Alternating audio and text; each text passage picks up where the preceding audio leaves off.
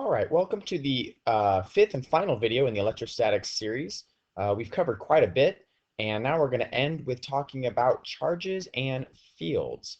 Now, I want you to think about any time you have ever come close to a charged object. So let's say it's a charged balloon, and you bring it close to someone's hair, and you've noticed that their hair lifts, but they do that without making any contact. And how does that happen? Well, any charged object, because of its nature, produces what's called an electric field. And basically what that means is it's the object's ability, based on its charge, to alter the space that is surrounding it. And so what we're going to look at in this video is we're going to look at those electric fields, and we're going to look at what is the direction that they make, and then we're going to look at some math behind it. So first, let's talk about a positively charged particle. If you have a positively charged particle, the electric field that gets created is it has these rays, these field lines going outward. Okay, so positive particles have rays going outwards. Okay, and they go in all directions. And depending on how large the magnitude of the chart of the object is, will depend on how many field lines there are. So I just drew a random one. I have 8 field lines there. But if this object had a higher magnitude of positive charge, let's say instead of maybe +1, it was, I don't know, +5 or +10 even, the higher the magnitude, the more field lines it would have. And so there would be more field lines in between, and it would just be more dense. So the more field lines you see, the higher the magnitude of charge on that particular object. And the reason why they point away, and you're going to see when we start to do the math, is we choose what's called a test charge. Okay, so I'm going to write that out, a test charge. What a test charge is we just, as the physicist, we choose an arbitrary charge, and we place it somewhere near the object in question, and we see what it does. And we always, by convention, physicists have chosen a test charge to always be positive. And so if you take a positive test charge and put it near a positive source charge, is what we would say, well, they repel each other. And so what they're going to do is it's going to push the test charge away. And so that's why all the lines are pushing away from the center of the positive charge. Now, what if our source charge was negative? What would that look like? What would the electric field lines look like? Well, they would actually end up pointing inwards. And so all of our field lines would end up pointing inwards. And same thing as before. The higher the magnitude of the negative charge, the more field lines there would be. And I'm sorry, my drawing skills are not very good right now, but you get the idea. They're just pointing, they're just pointing inwards towards the negative.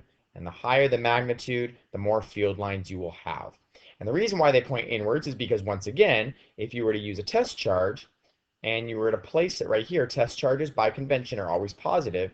And so if the positive test charge is put towards a negative source charge, it will be pulled in. And so that's why the field lines are inwards. Now, this just shows the same thing as I showed before. So notice the positive charge has field lines pointing out, negative charge has field lines pointing in. And let's look at what happens if these are obviously isolated. So that's why you have a little squiggly. This squiggly line down the middle just means that these are two separate examples. But what if you have them placed near each other? Well, this is what would happen. So if you had a negative source charge and a positive source charge placed near each other, what happens is those field lines that are going outwards towards the positive end up actually getting pulled in or altered by the negative. And so it almost, this isn't correct scientific terminology, but it's almost like the positive field lines are getting sucked in by the negative field lines with this negative charge. Versus if you had two like charges, in this case they're two positives, you would notice the field lines are still pointing out on both, but they end up getting they repel each other. And so there's this empty space right here in the middle where there is no electric field at all. It's actually zero because they've canceled each other out. And so if you were to put a test charge somewhere in this vicinity, okay, the test charge would actually feel gravitated towards over here. versus if you put a test charge in the middle here, it would end up being stationary because it would cancel each other out. And so that's your little brief 101 of electric fields. It obviously can get much more in depth than that, but this is going to be enough to get us through the electrostatics unit and for our level of physics. So let's go ahead and look at some of the math. So we can actually calculate what the electric field is of a particular object. So the electric field is the field force patterns that are surrounding the charge, and this is how we'll find it. So capital Q is going to stand for the source charge. So it's the source of the charge in the particular problem. And then this Q sub 0, this stands for the test charge. So whatever charge we are using to determine the strength of the source charge. Now sometimes the test charge can be just a proton. Other times it'll be something that has a more substantial charge than that. And then R, once again, is the distance between the two, just like coulombs.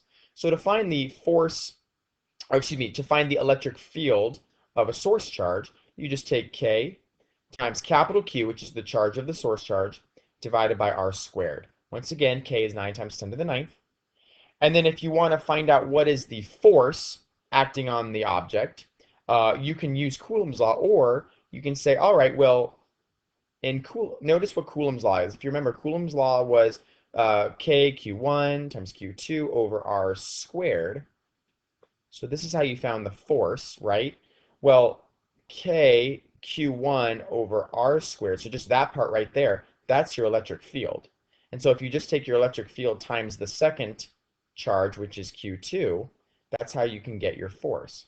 And so notice force down here is just take your electric field times your second charge. Electric field is going to be in units of newtons per coulomb. So it's the amount of force that is acting per unit of charge. So let's go ahead and do some examples. Find the electric field that is 2 centimeters away from a charge of 5 nanocoulombs. So you have this source charge that is 5 nanocoulombs. And if you were to analyze 2 centimeters away from that right here, okay, what is the electric field at this point right here? And so to find electric field, we're going to take our K times capital Q over R squared. So K is 9 times 10 to the ninth. My source charge is the 5 nanocoulombs, so 5 times 10 to the negative ninth coulombs. And that's separated by a distance of 2 centimeters is 0.02 meters, and then we square that. All right, so let's grab our calculators and calculate that. 9 times 10 to the ninth times 5 times 10 to the negative ninth divided by 0.02 squared. That comes out to be 112,500. And let me write that. Just scroll down a little bit, give myself a little bit more space. Okay, so that's going to be my electric field is 112,500 newtons per coulomb. So that is the electric field. And then the direction of that, since this 5 nanocoulombs is positive, the direction radiates outwards. And so you could say the 112,500 newtons per coulomb away would be appropriate there. Away. Now, find the force on a proton that's placed at that point. So if I placed a proton right there, one individual proton, what is the force experienced between these two? Now, you can do Coulomb's law, but that would really be a waste of time because we've already done half of Coulomb's law. So at this point, since you know the electric field, force is going to be found by taking your electric field multiplied by whatever your particular charge is at that point. In this case, that's the proton. So I'm going to find the force by taking my electric field at that point, which is 112,500 newtons per coulomb. And I'm going to multiply that by the charge of one proton, which is 1.6 times 10 to the negative 19th coulombs. My coulombs will cancel out, and I'll end up being in units of newtons. So 112,500 times 1.6 times 10 to the negative 19th, which is the charge of one proton, gives me a force acting on the proton of 1.8 times 10 to the negative 14th newtons, and once again that is away. because the source charge is positive and a proton is positive. So they repel each other. So you can say away, you can say repel, all of that's saying the same thing. Let's do one more example, and then we're going to end with some review questions. Find the electric field 5 centimeters away from a charge of 6 microcoulombs. So here's our source charge, 6 microcoulombs. And if I am 5 centimeters away, so right here, I want to know what the electric field is at that point. And so electric field is found by taking my K, which is 9 times 10 to the 9th, times my source charge, which is 6 times 10 to the negative 6 coulombs. And that is divided by the distance separating the two, which is 0.05 meters. And then we square that. So if I punch that in my calculator,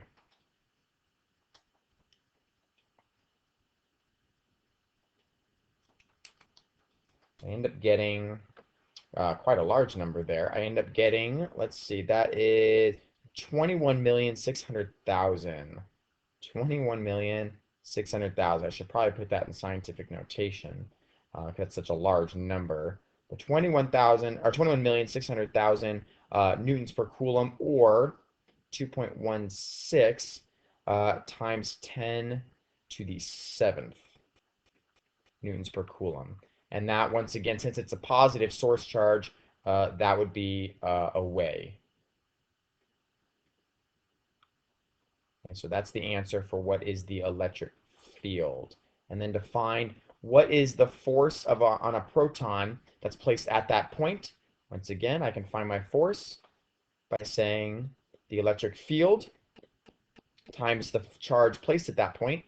So the electric field is the 2.16 times 10 to the 7th newtons per coulomb times the charge at that point, which is a proton. So that's 1.6 times 10 to the negative 19th coulombs. Coulombs cancels out. And my newtons that would be experienced at that point is going to be 3.4, if I'm rounding a little bit, 3.5 times 10 to the negative 12 newtons, and that would be also away because positive source charge will repel a positive proton. All right, let's end with some quick check for understanding multiple choice, just to make sure we understand a little bit about electric fields. Number one, an electric field will blank point away from a positive source charge. So an electric field will blank point away from a positive source charge. And the answer is an electric field will always point away. Remember, if the source charge is positive, the field lines always point away. Okay, and that is a convention. So it's not a situational thing. That's always true. All right, what do you know about the two charges? So there's nothing here, but let's look at what's happening. This one right here on the left, notice the field lines are pointing away, so that tells me it must be positive. In this one, the field lines are pointing inward, so that must be negative, and so it's A. They have opposite charges. And then, let's see, I think we have one or two more. I think this might be the last one, actually. It says, which charge is the negative one? Well, we've already actually covered that from the previous. This one was positive because the field lines pointed away. This one's the negative one, and so the answer is B, the right one. All right, that does conclude the video on electric fields, and actually concludes the electrostatics series. So I hope you learned a lot, and we will see you in the next video series.